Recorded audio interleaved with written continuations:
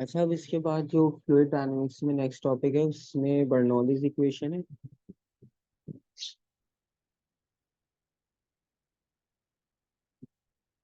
Last time equation of continuity की थी।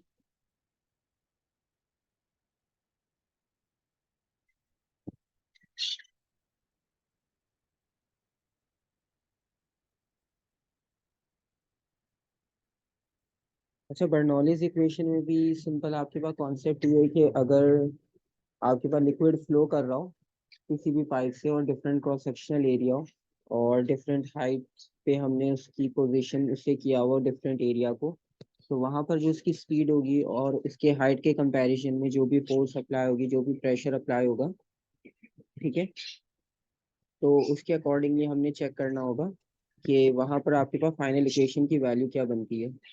अब लेट सपोज अगर आपके पास अरेंजमेंट इस तरह की हो,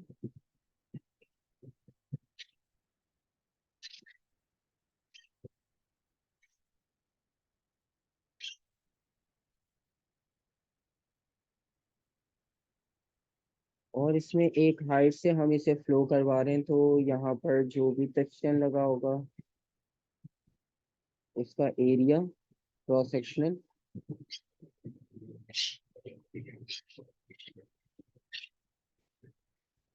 ठीक है, इस स्पेसिफिक एरिया की हम बात करें जहाँ से हमने वाटर को फ्लो करवाया है, और जितने एरिया से फ्लो होगा तो यहाँ पर जो प्रेशर की वैल्यू होगी, डिस्टेंस की वैल्यू होगी। अब लेट सपोज इससे जितनी भी लेंथ होगी उसको हम डेल्टा एक्स कंसिडर करेंगे, और यहाँ पर जो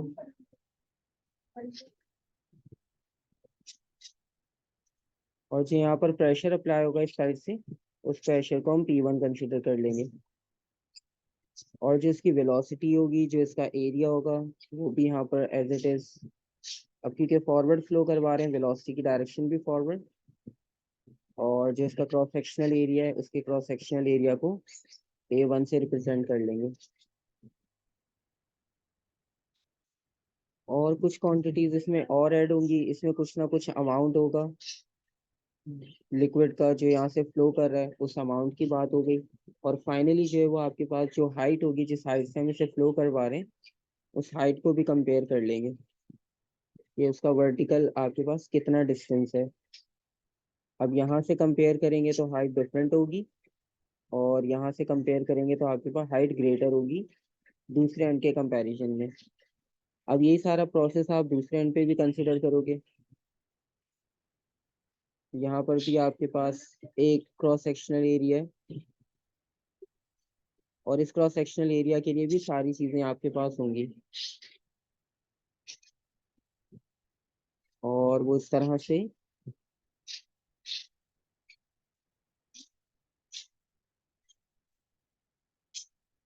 इसे हम x2 लिख लेते हैं, ये वाला x1 हो जाएगा। अच्छा, और यहाँ से जो हम प्रेशर अप्लाई करेंगे वो वाला प्रेशर होगा P2। अब ये देखो दोनों प्रेशर ऑपोजिट डायरेक्शन से अप्लाई हो रहे हैं। और जो वेलोसिटी है, वेलोसिटी तो क्योंकि ऊपर से जो लिक्विड फ्लो करता हुआ आ रहा है, लिक्विड की वेलोसिटी ऊपर से ही आपको मिल रही है, तो वेलोसिटी की डायरेक्शन तो ये फॉरवर्ड होगी, ये हो जाएगा V2। और यहाँ पर भी जो क्वांटिटी होगी वाटर की, आपके पास कोई भी लिक्विड है उसको भी डेल्टा एम से रिप्रेजेंट करेंगे। और फाइनल कॉन्सेप्ट रह गया हाइट के डिफरेंस का, तो first height H1, second height H2। Sir हम लोग इसमें जो है इस ये जो सिलेंडर है इसमें पानी डालेंगे और ऊपर ऊपर से वाली भी पर, प्रेशर दे रहे होंगे और नीचे से भी प्रेशर दे रहे होंगे। हाँ, तो उसमें ये होगा मतलब कि नीचे से हम लोग इसको अंदर की तरफ पुश कर रहे होंगे और ऊपर से हम लोग इसको नीचे की तरफ पुश कर ये रहे होंगे, है तरह, ना? जी ऐसे ही है, ठीक ओके है। सर। अब आप इसमें फोर्सेस को आइडेंटिफाई करोगे, तो सबसे पहले अगर आप फोर्स अप्लाई करते हो पर फॉरवर्ड डायरेक्शन में, यानी फोर्स ऑन अपर एंड। अच्छा, फोर्स के लिए आप जो फॉर्मूला यूज करोगे, फोर्स के लिए प्रेशर का ही फॉर्मूला यूज करेंगे, P is equal to F/A। तो उसी में से हम फोर्स निकाल लेंगे, F is equal to P/A। यहाँ पे अभी हम अपर एंड की बात कर रहे हैं तो सारे वन में कन्वर्ट हो जाएगा। और नॉर्मली अब आपके पास यहाँ पर फोर्स की क्वांटिटी तो हम इससे फाइंड आउट कर सकते हैं, सिंपल। और जो दूसरी बात होगी यहाँ पर, जो वर्क डन हो रहा है, जो टोटल वर्क डन होगा यहाँ पर, क्योंकि जब आप फोर्स अप्लाई कर रहे हो तो फोर्स अप्लाई करने के साथ वहां पे कुछ डिस्टेंस भी कवर होगा, और वो डिस्टेंस कवर होने के बाद जो वर्क डन होगा आपके पास टोटल, उसकी क्वांटिटी इक्वल होगी W is equals to FD। और इसमें आप फोर्स की वैल्यू को सब्स्टिट्यूट कर लो, तो फोर्स की वैल्यू सब्स्टिट्यूट करने के बाद क्वांटिटी क्या होगी, ऊपर वाली इक्वेशन वाली वैल्यू सब्स्टिट्यूट करनी है, सिंपल। तो ये सही होगा sir, W is equal to PAD। P1। अब D है ना, अब हमारे पास D को हमने यूज किया है x की तरह, तो हम इसको रिप्लेस कर देंगे डेल्टा x के साथ। ठीक है, तो ये हो जाएगा आपके पास डेल्टा x। तो ये तो हमारे पास हो गया फर्स्ट इक्वेशन का या अपर एंड का वर्क डन। अच्छा, अब आप इसी चीज को जो है वो सेकंड उसकी साइड के लिए भी फाइंड आउट करोगे, तो उसकी क्वांटिटी देखते हैं किस तरह से होगी।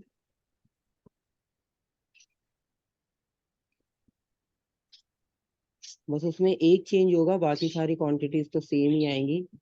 अगर हम लोअर एंड की बात करते हैं, तो लोअर एंड में बस इतना सा चेंज होगा वर्क डन में, कि वर्क डन को हम लिखेंगे W is equals to P2 A2 delta x2। और यहाँ पर जो डिफरेंस आएगा वो डिफरेंस आएगा माइनस साइन का। यहाँ पर बस हम माइनस साइन यूज करेंगे, क्योंकि माइनस साइन यहाँ पर इसलिए यूज हो रहा है क्योंकि जो हम प्रेशर अप्लाई कर रहे हैं वो यहाँ से अपर डायरेक्शन में अप्लाई करने की कोशिश कर रहे हैं, लेकिन आपके पास जो लिक्विड का फ्लो है वो ऊपर से नीचे की तरफ आ रहा है। तो इसका मतलब ये हुआ कि आपका जो फ्लो था और नीचे से जो आपने उस पर प्रेशर अप्लाई किया, वो दोनों हो गए ऑपोजिट। ठीक है, तो इसकी वजह से आपने क्या किया, वर्क डन को कर दिया नीचे वाले को नेगेटिव। नेगेटिव इस सेंस में कि डायरेक्शन ऑपोजिट है। ठीक है, सही है। तो इसलिए हमने बस यहाँ पे नेगेटिव साइन यूज किया है।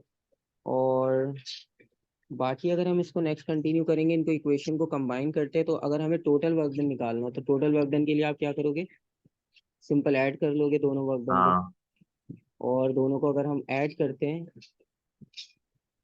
तो ऐड करने पे आपको जो क्वांटिटी मिलेगी वो क्वांटिटी हो जाएगी W इज इक्वल्स टू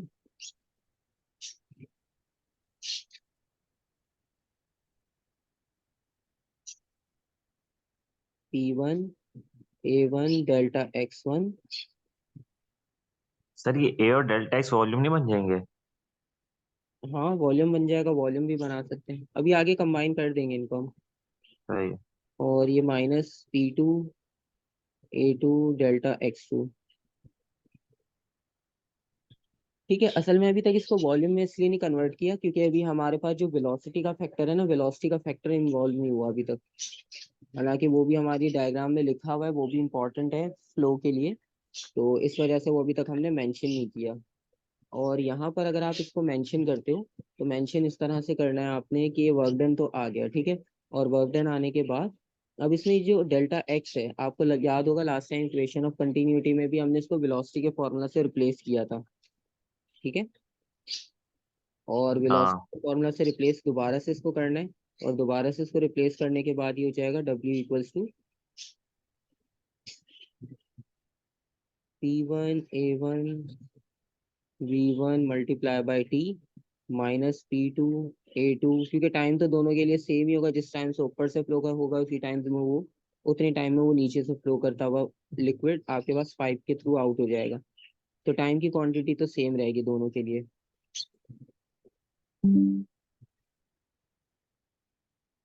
और बाकी इसमें अब क्या चीज हम इंक्लूड कर सकते हैं, ये हमारे पास अब तक की हो गई फाइनल इक्वेशन जो हम वर्क डन कैलकुलेट करते आ रहे हैं। और जो लास्ट हमने इक्वेशन ऑफ कंटिन्यूटी यूज की थी, उसमें से अगर आपके पास देखो तो एक रिलेशन आपको यहाँ मिल रहा है, ये वाला A1 V1 और A2 V2। ये वाला जो लिंक है ये आपके पास लास्ट टाइम आपने इक्वेशन ऑफ कंटिन्यूटी में किया था।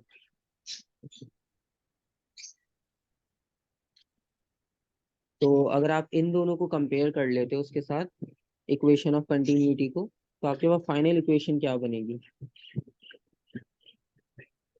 Final equation. अच्छा अब आप देखो, इसको इसको इस तरह कंपेयर करेंगे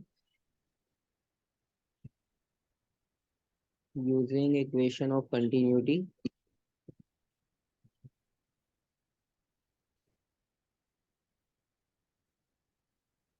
A1 V1 is equals to A2 V2, और इसको आप कंपेयर कर लोगे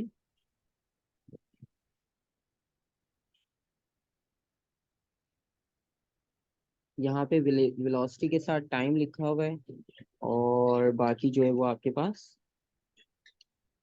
वेटिंग रूम में कौन कौन है।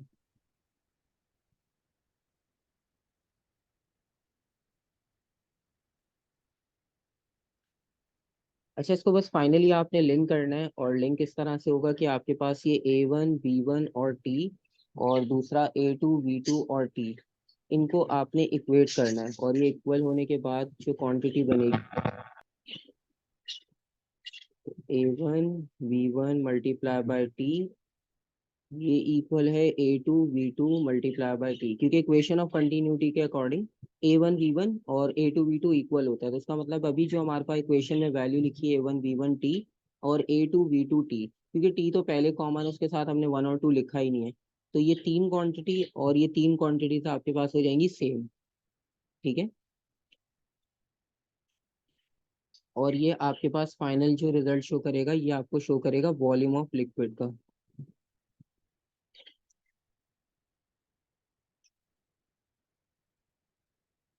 और इसको जब आप रिप्लेस करोगे इस वाली स्टार इक्वेशन में दोबारा से, इन तीनों क्वांटिटीज को आप वॉल्यूम के इक्वल लिंक कर दोगे, तो हो जाएगा W is equals to P1V minus P2V, और इसमें से V को कॉमन ले लो, तो आपके पास ये हो जाएगा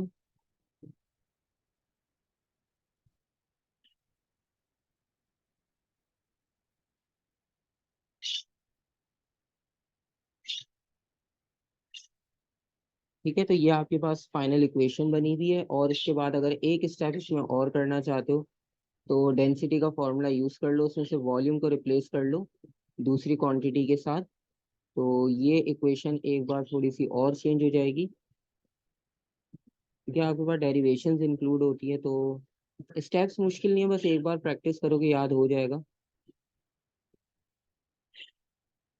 P1 माइनस P2, और वॉल्यूम को रिप्लेस करोगे डेंसिटी के फॉर्मूला से, तो डेंसिटी का फॉर्मूला होता है मास ओवर वॉल्यूम, तो वॉल्यूम को डेंसिटी से रिप्लेस कर दो, तो ये आपके पास इक्वल हो जाएगा मास ओवर डेंसिटी।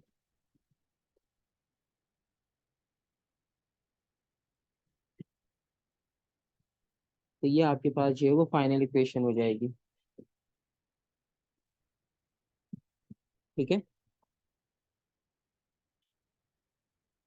Okay sir. अच्छा अब इसमें देखो, आपने वर्क डन का कॉन्सेप्ट यूज किया है, और जब आप वर्क डन यूज करते हो तो फिर जाहिर सी बात है वहां पर आप एनर्जीज भी कैलकुलेट करते हो। ठीक है, सही है। और जब आप कैलकुलेट करोगे इसमें काइनेटिक एनर्जी पोटेंशियल एनर्जी, क्योंकि काइनेटिक एनर्जी फाइंड आउट कर ली, तो फिर पोटेंशियल एनर्जी के लिए भी हम क्या करते हैं, law of conservation of energy apply कर लेते हैं, कि loss of kinetic energy is equal to gain in potential energy. ठीक है, लेकिन क्योंकि यहाँ पर हम मोशन की बात करें, लिक्विड की मूवमेंट की बात हो रही है, तो लिक्विड की मूवमेंट का मतलब है energy due to a motion है, और energy due to a motion आपके पास कौन सी होगी, काइनेटिक एनर्जी। तो सबसे पहले काइनेटिक एनर्जी की बात करते हैं, तो इनकी जो चेंज इन काइनेटिक एनर्जी होगी,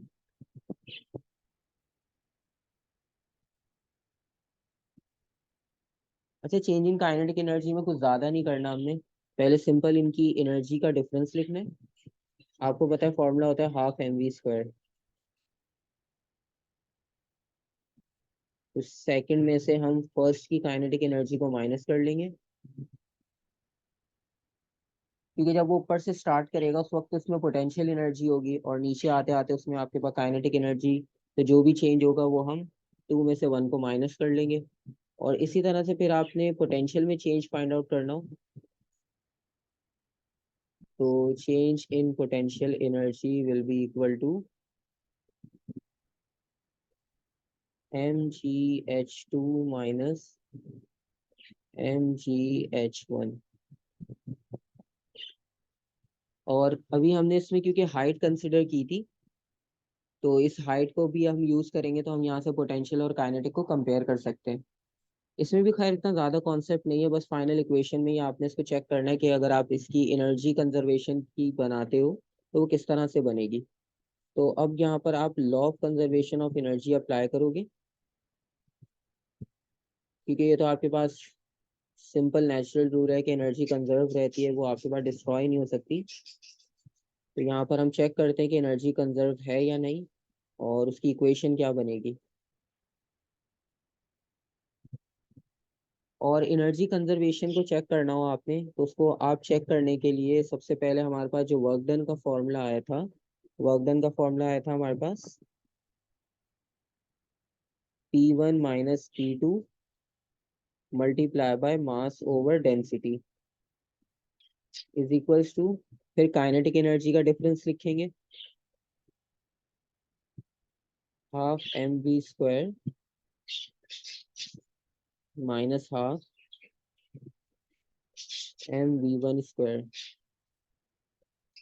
ये आ गई आपके पास काइनेटिक एनर्जी का डिफरेंस, प्लस इसके साथ आपने ऐड करना है पोटेंशियल एनर्जी को।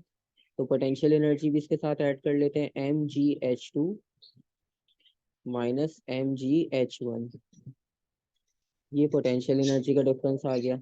इसका मतलब ये कि आपके पास जो टोटल वर्क डन होगा, इन शॉर्ट अगर हम बात करें, इसकी जर्नल इक्वेशन ऐसी बनेगी कि जो भी टोटल वर्क डन था वो एडिशन होगा kinetic energy plus potential energy का। क्योंकि जहाँ पर काइनेटिक एनर्जी मैक्सिमम होगी वहाँ पोटेंशियल जीरो होगी, और जहाँ पे पोटेंशियल मैक्सिमम होगा वहाँ पे काइनेटिक जीरो। और अगर वो कहीं मिड में होंगे तो उनका इंटरचेंज होगा, तो फाइनल वैल्यू जो है वो वर्क डन के इक्वल ही आएगी, क्योंकि वर्क डन का भी आप ऐसा यूनिट यूज करते हो जूल्स में आता है, और काइनेटिक और पोटेंशियल का भी यूनिट आपके पास जूल्स में होगा। अब आपने बस इस इक्वेशन को अरेंज करना है और फाइनल इक्वेशन बनानी है। वो इक्वेशन आपके पास होगी बर्नौलीज की। ठीक है, अभी तक आपने इसका वर्क डन फाइंड आउट किया था और इसकी एनर्जी। अब इसको आपने अरेंज करना है, और अरेंज करने के बाद ये इक्वेशन आपकी बर्नौलीज इक्वेशन बन जाएगी। इसको अरेंज किस तरह से करोगे?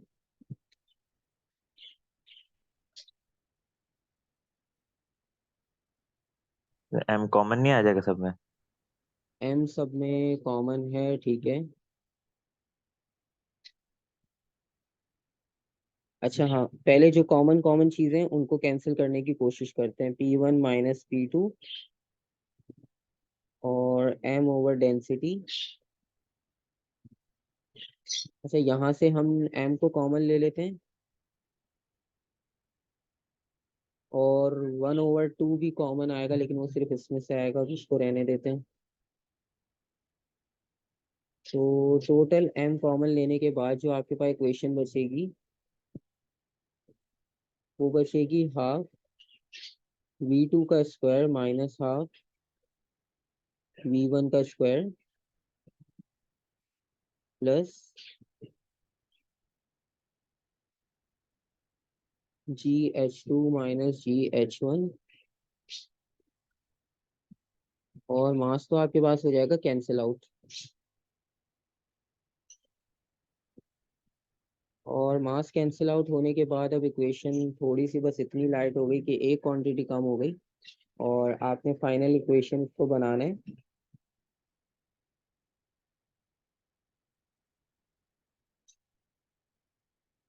और इसमें आपके पास ग्रेविटी की वैल्यू है, वो कांस्टेंट है। और इसमें हम क्या शिफ्ट कर सकते हैं इजीली?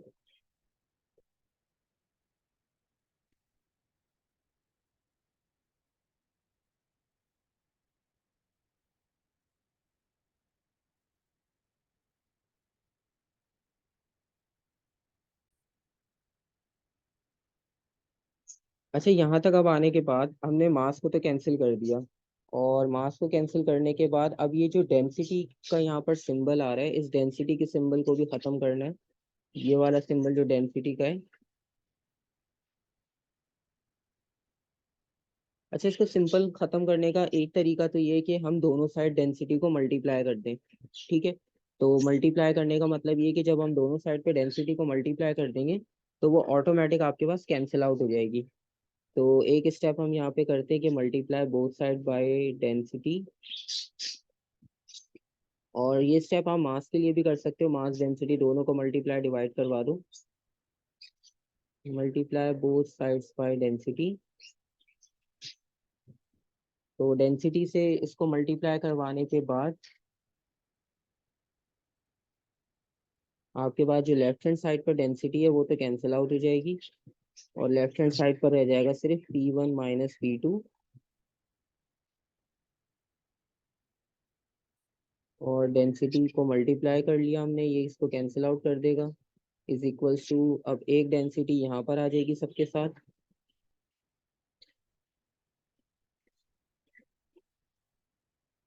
ये हो जाएगा 1/2 डेंसिटी टाइम V2 का स्क्वायर माइनस 1/2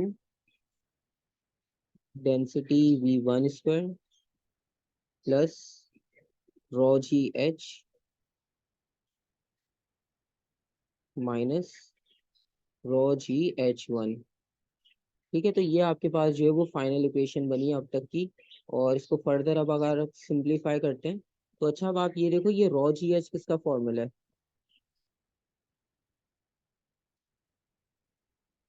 ये आपके पास एक क्वांटिटी का फॉर्मूला है, आपने किया होगा इसको। ये आपके पास जो है वो प्रेशर इन लिक्विड का फॉर्मूला है। प्रेशर इन लिक्विड में जब आप कैलकुलेट करना चाहते हैं प्रेशर, हाँ। तो उसमें रॉ जी एच का फॉर्मूला यूज होता है। तो ये डेंसिटी का कॉन्सेप्ट यहाँ पर यूज इसलिए किया था ताकि हम इसको, क्योंकि हम यहाँ पे लिक्विड यूज कर रहे हैं तो प्रेशर इन लिक्विड आपके पास इंपॉर्टेंट कॉन्सेप्ट है। तो अब ये शॉर्ट होकर जो है वो इक्वेशन ऑटोमेटिक रिड्यूस हो जाएगी। लेफ्ट हैंड साइड पर सिर्फ रह जाएगा P1 माइनस P2। और राइट पर आपके पास ये जो हाफ वाली वैल्यूज है ये तो ऐसी रहेगी, क्योंकि ये किसी में कन्वर्ट हो नहीं सकती अभी फिलहाल।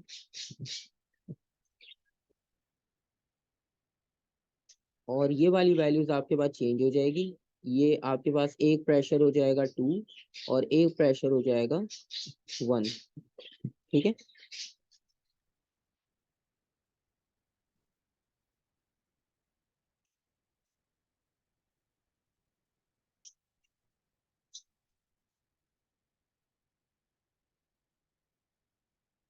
और नेक्स्ट स्टेप में क्या करोगे अब?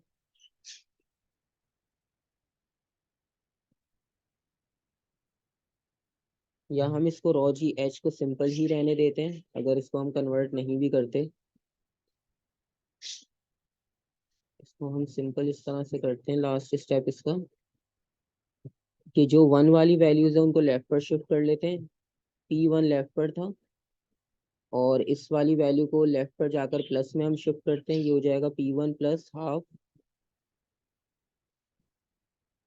V1 का स्क्वायर। और ये वाली भी 1 की वैल्यू, इसको भी लेफ्ट पर शिफ्ट कर लेते हैं, ये भी पॉजिटिव हो जाएगी। Rho g H1 is equals to, अब हम दूसरी तरफ पर जाएंगे तो ये वाला जो नेगेटिव P2 था इसको दूसरे एंड पर शिफ्ट कर लेंगे। तो ये हो जाएगा P2 प्लस 1/2 डेंसिटी V2 का स्क्वायर प्लस, ठीक है, आपके पास देखो ये इक्वेशन बन रही है इसमें फाइनल। इसमें आप एक चीज देखो कि दोनों साइड्स बिल्कुल इक्वल है, सिर्फ 1 और 2 का डिफरेंस है। ठीक है, अच्छा देखो, इसको स्टार्ट किया था आपने law of conservation of energy से, W equals to kinetic energy plus potential energy. आपने काइनेटिक एनर्जी लिखा, पोटेंशियल एनर्जी लिखा, और लेफ्ट हैंड साइड पे वर्क डन की इक्वेशन। ठीक है, और पहले स्टेप में सिंपल आपने करना है। अच्छा, अगर आप मास को कॉमन नहीं ले रहे ना, तो आप उसमें भी ये कर सकते हो, multiply divide both side by density and mass, मतलब उसी क्वांटिटी से मल्टीप्लाई डिवाइड करवा दो तो वो मास भी ऑटोमेटिक कैंसिल हो जाएगा। एक ही स्टेप में आपको कॉमन नहीं लेना पड़ेगा। और उसके बाद बस आपने ये करना था कि ये जो प्रेशर इन लिक्विड वाली क्वांटिटी है इनके साथ ये डेंसिटी आ जाएगी, और सारी 1 वाली वैल्यू को एक साइड पे शिफ्ट करना है, सारी 2 वाली वैल्यू को जो है आपने दूसरी साइड पर शिफ्ट करना है। और उसको शिफ्ट करने के बाद अब ये दोनों वैल्यूज हो गई सेम। मतलब 1 वाली साइड पर जो भी प्रेशर अप्लाई होगा, एरिया वगैरह सब, वो दूसरे साइड के इक्वल होगा। तो इसको जब आप फाइनल इक्वेशन लिखोगे तो फाइनल इक्वेशन आप इस तरह से लिख सकते हो कि ये दोनों वैल्यूज आपके पास किसी एक कांस्टेंट वैल्यू के इक्वल होगी। तो इसकी स्टेटमेंट फाइनल आप इस तरह से लिखोगे इक्वेशन के बाद। अब इसमें से हम 1 2 सब हटा के अगर एक जर्नल इक्वेशन लिखें तो ये होगी P plus 1/2 density times V plus rho g h equals to constant. क्योंकि ये दोनों इक्वल हैं तो इनकी कोई ना कोई फिक्स वैल्यू होगी। तो हम इसकी जो फाइनल जर्नल इक्वेशन लिखते हैं तो वो जर्नल इक्वेशन हम इस तरह से लिखते हैं। तो अगर वो आपसे बर्नौलीज की इक्वेशन पूछेगा तो आपने ये इक्वेशन याद रखनी है जर्नल। ड्राइव करने को कहेगा तो स्टेप सिंपल है, इतने मुश्किल नहीं है, एक बार खुद से परफॉर्म करोगे इजी हो जाएगा। और अगर इक्वेशन ऑफ कंटिन्यूटी कहेगा तो वो A1 V1 वाली ड्राइव करनी है। और अगर आप इसकी फाइनल स्टेटमेंट लिखो तो इसकी फाइनल स्टेटमेंट ये बनेगी। अब जो भी हमने परफॉर्म किया,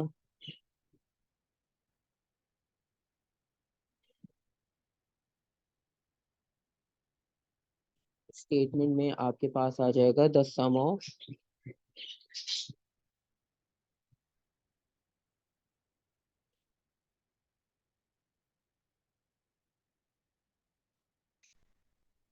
the sum of pressure of kinetic energy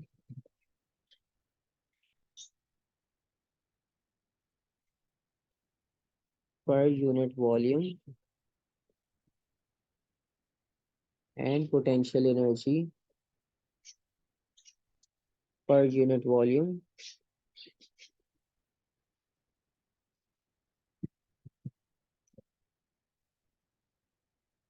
और लिक्विड की कंडीशन तो कंपलसरी है कि लिक्विड आपके पास इनकम्प्रेसिबल होगा, of an incompressible non viscous होगा, मतलब उसमें कोई लिक्विड की फ्रिक्शनल फोर्स नहीं होगी।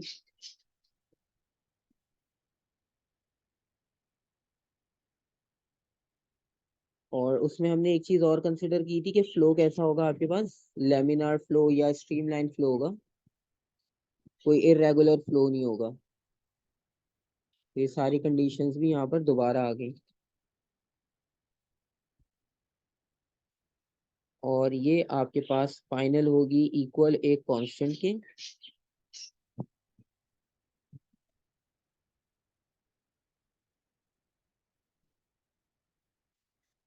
और each point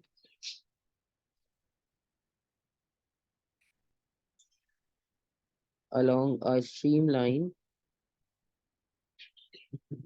in a pipe।